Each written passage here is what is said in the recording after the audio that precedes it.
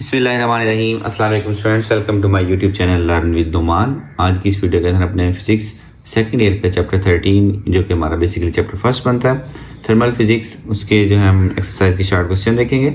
Video start करने से पहले आप लोगों से गुजारिश है कि चैनल को लाजमी सब्सक्राइब करें और वीडियोज़ को अपने क्लास फेलो से जरूर शेयर किया करें। ठीक है स्टूडेंट्स, तो फर्स्ट क्वेश्चन है हमारे पास, do all gases have same kinetic energy at same temperature? If yes give example. कि क्या तमाम गैसेस की काइनेटिक एनर्जी सेम होगी सेम टेम्परेचर के ऊपर, मतलब अलग अलग गैसेस हैं और लेकिन उनका टेम्परेचर सेम है, तो क्या उनकी काइनेटिक एनर्जी सेम होगी? If yes then give example. अच्छा, इनके जितने भी ये जो मैंने आंसर लिखे हैं ये मैं आपको ना लिंक के अंदर PDF बना के पेस्ट कर दूंगा। ठीक है, तो आंसर है जी yes, kinetic energy will be same होगी, बिकॉज काइनेटिक एनर्जी का रिलेशन है वो है average kinetic energy equal to 3/2 KB into T. इसको आप 1/2 MV स्क्वायर भी लिख सकते हैं। ठीक है, अब स्टूडेंट्स इस रिलेशन के अंदर अगर टेम्परेचर कांस्टेंट है तो ये के भी तो मतलब सेम है, दो अलग अलग गैसेज हैं उनके लिए टेम्परेचर सेम है। ये तो वैसे ही बोल्ट्जमैन कांस्टेंट है, 3/2 भी कांस्टेंट है, तो ये सारी साइड कांस्टेंट होगी, तो इसका आंसर दोनों गैसों के लिए क्या आएगा? सेम आएगा। ठीक है, तो इस रिलेशन की बेस पे आपने इस क्वेश्चन का आंसर देना है कि ये रिलेशन में अगर टेम्परेचर सेम है तो बाकी सब कुछ कांस्टेंट है, rest of all are constant, so kinetic energy will be same. अब इस एग्जांपल के 300 केल्विन के ऊपर एक मॉलिक्यूल हाइड्रोजन का जो कि जिसका मास 2.016 ग्राम है। ठीक है, दूसरा हैवी मॉलिक्यूल ऑफ ऑक्सीजन, इसकी निस्बत हैवी है O2, इसका मास होता है 32।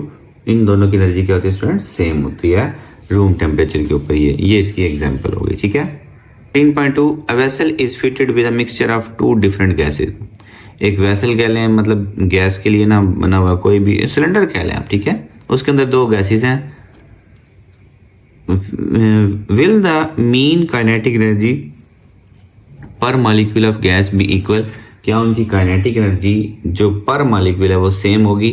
अच्छा, अब इसका आंसर आपने देखे ना कि एक ही सिलेंडर के अंदर दो गैसेज हैं। ठीक है, तो अब जब एक ही सिलेंडर के अंदर दो गैसेज होंगी स्टूडेंट्स, वो थर्मल एक्विलिब्रियम में होंगी। मतलब ऐसा तो नहीं होगा एक गैस का टेम्परेचर 15 डिग्री सेल्सियस और एक गैस का टेम्परेचर 30 डिग्री सेल्सियस हो, ऐसा तो नहीं है। वो कोलिजन्स के नतीजे में उनकी जो काइनेटिक एनर्जी है वो क्या हो जाएगी?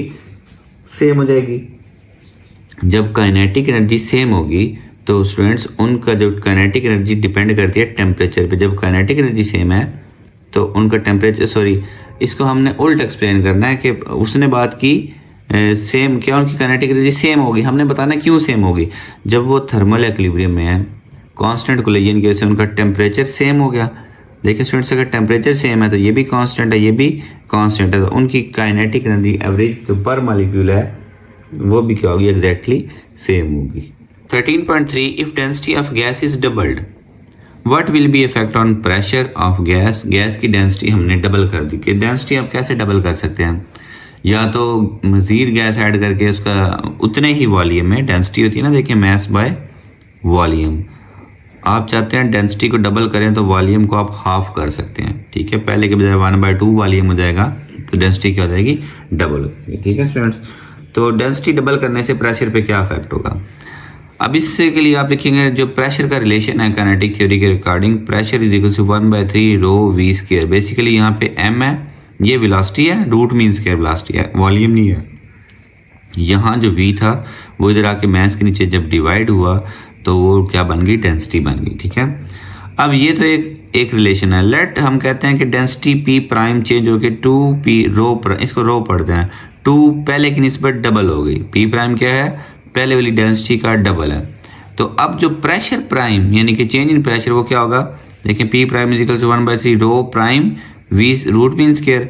अब रो प्राइम क्या है? पहले वाली डेंसिटी का डबल है, तो रो प्राइम की जगह लिखते हैं 2 रो, तो ये 2 आपने बाहर निकाल लेना, बाकी 1/3 रो V स्क्वायर अंदर ब्रैकेट के अंदर। ये ओरिजिनल प्रेशर है, ये बाद वाला प्रेशर है, तो बाद वाला प्रेशर डबल हो गया हमारे ओरिजिनल प्रेशर के। ठीक है, तो आपने लिख देना pressure will be doubled. 13.4 students, a gas enclose in a container is heated up, what is effect of pressure on the gas molecules? ठीक है, बेसिकली ये है ना, what is effect on the pressure of gas molecules, on the pressure होना। ठीक है, तो जब एक गैस को हम हीट करते हैं वो कहता है कि उसके प्रेशर पे क्या इफेक्ट पड़ेगा, ये जनरल सा क्वेश्चन। ठीक है, when a gas is heated जब हम गैस को गर्म करते हैं उसकी थर्मल एनर्जी इंक्रीज होगी। देखें ना, टेम्परेचर बढ़ेगा तो काइनेटिक एनर्जी बढ़ेगी, आप कह लेंगे थर्मल एनर्जी इंक्रीज होगी। Which in turn its increases kinetic energy and molecules move with greater speed. Kinetic energy temperature के डायरेक्टली प्रोपोर्शनल होती है। हमने उसको हीट किया तो टेम्परेचर बढ़ाया, टेम्परेचर बढ़ाया तो काइनेटिक एनर्जी बढ़ेगी। और काइनेटिक एनर्जी क्या है? Energy due to motion. तो जब मॉलिक्यूल्स हैं आप वो ज़्यादा स्पीड के साथ मूव करेंगे, ठीक है। अब देखें ना, काइनेटिक एनर्जी बढ़ेगी। जब वो ज़्यादा स्पीड से मूव करेंगे तो they collide with walls with greater force. तो वो जिस भी वेसल, जिस भी कंटेनर, जिस भी सिलेंडर में पड़े हैं उसकी दीवारों के साथ ज़्यादा फोर्स से टकराएंगे, यानी कि force per unit area increase करेगी। जब force per unit area increase करेगी तो इसका प्रेशर क्या होगा? इंक्रीज। देखें ना, pressure force per unit area होता है, जब force per unit area increase होगी तो प्रेशर क्या होगा स्टूडेंट्स? इंक्रीज हो गया। ओके, 13.5 का आंसर मैंने 2 लाइनों में लिख दिया। Number of molecules of gas in a container is doubled. कि एक कंटेनर था, उसमें पहले फर्ज करें 1000 मॉलिक्यूल्स थे, अब 1000 के बाद हमने 2000 कर दिए, डबल कर दिए। What will be its effect on the root mean square speed. ये जो हम एवरेज वेलोसिटी बात करते हैं इसके ऊपर उसका क्या इफेक्ट होगा। देखें स्टूडेंट्स, अब आपको ना चीज़ों को आंसर देने के लिए लॉजिक चाहिए। काइनेटिक थ्योरी वाला रिलेशन लिखेंगे, root mean square velocity will remain unchange as root mean square velocity is equals to 3kb into T divide by mass of the gas, ठीक है, और ऊपर स्क्वायर रूट। अब ये रिलेशन बता रहा है कि यहाँ पे कहीं पे भी नंबर ऑफ मॉलिक्यूल्स नहीं आ रहे। नंबर ऑफ मॉलिक्यूल डबल करने से वेलोसिटी, रूट मीन्स के वेलोसिटी के ऊपर कोई फर्क नहीं पड़ा, जब वो रिलेशन के अंदर है ही नहीं, ठीक है। आप जितना मर्जी उसको चेंज करते रहें, रूट मीन्स के वेलोसिटी का फर्क नहीं पड़ने वाला। 13.6 explain why it is impossible to change increase temperature. के टेम्परेचर को बढ़ाना क्यों पॉसिबल नहीं है? वाइल कीपिंग, ये 2 बार लिख दिया मैंने, टेम्परेचर ऑफ द गैस, ठीक है। While keeping its volume and pressure constant, कि आप वॉल्यूम और प्रेशर को कांस्टेंट रखें, पी भी कांस्टेंट, वी भी कांस्टेंट, ठीक है। तो अब आप चाहते हैं कि टेम्परेचर इंक्रीज हो और ये इम्पॉसिबल है। उसने पूछा है कि ऐसा क्यों इम्पॉसिबल है। देखें, ये उसने काइनेटिक थ्योरी के अकॉर्डिंग नहीं पूछा, हमने जनरल पूछा। तो हम इसका आइडियल गैस इक्वेशन से जवाब देखें। देखें, आइडियल गैस जो लॉज हैं वो कंबाइन करें तो वो क्या है? P V is equals to N R T. T यहीं रहने दें, एन और आर इधर आके डिवाइड कर दें, पी वी के नीचे एन आर आके क्या हो गया? डिवाइड। अब टेम्परेचर डिपेंड करता है इन 4 चीज़ों के ऊपर। इन 4 चीज़ों में से ये नंबर ऑफ मोल्स और ये आइडियल गैस कांस्टेंट, ये पहले 2 कांस्टेंट है। आप कंडीशन रखना चाहते हैं कि मैंने प्रेशर भी कांस्टेंट रखना है और मैंने वॉल्यूम भी कांस्टेंट रखना है, फिर आप इस रिलेशन का आंसर चेंज कैसे लेके आएंगे, बढ़ाएंगे कैसे? आप ना इसको छेड़ रहे हैं ना इसको छेड़ रहे हैं, इसको तो हम वैसे ही नहीं छेड़ सकते। तो जब हम रिलेशन में कोई चेंज ला ही नहीं सकते तो इसका आंसर भी कभी भी चेंज, इंक्रीज तो क्या, ये डिक्रीज भी नहीं होगा, ठीक है। क्वेश्चन में तो है ना इंक्रीज नहीं होगा, तो ये तो बेसिकली डिक्रीज भी नहीं होगा, चेंज ही नहीं होगा। तो आप लिखेंगे कि by ideal gas equation P V equals to N R T, जब टी इसके इक्वल हो गया, if P and V are kept constant, इन दोनों को कांस्टेंट रख रहे हैं, एन एंड आर ये दोनों आर ऑलरेडी कांस्टेंट, जब ये पहले ही कांस्टेंट है, so net result is constant, मतलब आप जो नेट रिजल्ट है वो कांस्टेंट आएगा, तो temperature can not be increase. जब रिजल्ट ही कांस्टेंट आ रहा है तो चीज़ बढ़ेगी कैसे, ठीक है students. 13.7 on reducing the volume of gas, एक गैस का वॉल्यूम कम किया at constant temperature, temperature change नहीं किया, the pressure of gas increase, pressure बढ़ गया। Explain briefly on the basis of kinetic theory, kinetic theory की बेस पे आपने इसको क्या करना है? इंक्रीज करना है, ठीक है स्टूडेंट्स। अब स्टूडेंट्स हमने इस जो क्वेश्चन है इसको हमने आइडियल गैस इक्वेशन या जो गैस लॉज थे उसकी बेस पे तो एक्सप्लेन करना नहीं है, वरना तो बड़ा आसान था कि वॉल्यूम कम हुआ है तो प्रेशर के इन्वर्सली प्रोपोर्शनल है, तो इसलिए प्रेशर जो है ना बढ़ गया। लेकिन हमने इसको बेस करना, एक्सप्लेन करना काइनेटिक थ्योरी की बेस पे। वो कहते हैं कि व्हेन प्रेशर इज इंक्रीज, अगर हम प्रेशर इज इंक्रीज्ड, बढ़ेगा कब? Because pressure is increase now because molecules have less volume. अब मॉलिक्यूल्स के पास हमने वॉल्यूम क्या कर दिया? कम। हैंस कोलिजन फ्रीक्वेंसी इंक्रीजेज, उनका जो आपस में टकराने की फ्रीक्वेंसी है ना वो बढ़ जाएगी with the walls and with each other.